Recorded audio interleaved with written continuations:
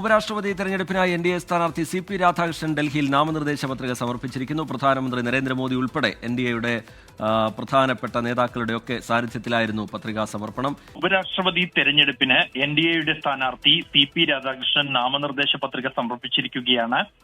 ഏതാനും നിമിഷങ്ങൾ മുമ്പാണ് അദ്ദേഹം നാമനിർദ്ദേശ പത്രിക സമർപ്പിച്ചത്. പ്രധാനമന്ത്രി നരേന്ദ്രമോദിയുടെ നേതൃത്വത്തിൽ ബി.ജെ.പിയുടെ ഉന്നത നേതാക്കൾ ഈ നാമനിർദ്ദേശ പത്രിക സമർപ്പണ ചടങ്ങിൽ പങ്കെടുത്തു. പ്രതിരോധ മന്ത്രി രാജ്നാഥ് സിംഗ്, ആഭ്യന്തരമന്ത്രി അമിത്ഷാ, ഉപരിതല ഗതാഗത മന്ത്രി നിതിൻ ഗഡ്കരി, കൂടാതെ പാർലമെന്ററി കാര്യമന്ത്രി കിരൺ റിജിജു അടക്കമുള്ള നേതാക്കൾ ഈ ചടങ്ങിൽ പങ്കെടുത്തു.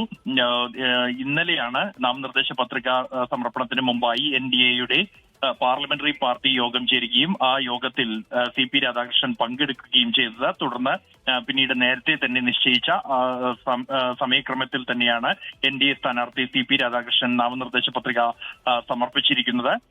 ഈ എല്ലാവരും ഒറ്റക്കെട്ടായി അദ്ദേഹത്തെ ഐക്യകണ്ഠമായി ഉപരാഷ്ട്രപതിയായി തെരഞ്ഞെടുക്കണമെന്ന ആഹ്വാനം പ്രതിപക്ഷത്തിന് മുന്നിൽ പ്രധാനമന്ത്രി നരേന്ദ്രമോദി വെച്ചിരുന്നെങ്കിലും അത് പ്രതിപക്ഷം തള്ളുകയാണ് ഉണ്ടായത്. അതേസമയം ഉപരാഷ്ട്രപതി തെരഞ്ഞെടുപ്പുമായി ബന്ധപ്പെട്ടുകൊണ്ട് ഇന്ത്യ സഖ്യത്തിന്റെ യോഗം ഇന്ന് രാവിലെ ചേർന്നിരുന്നു.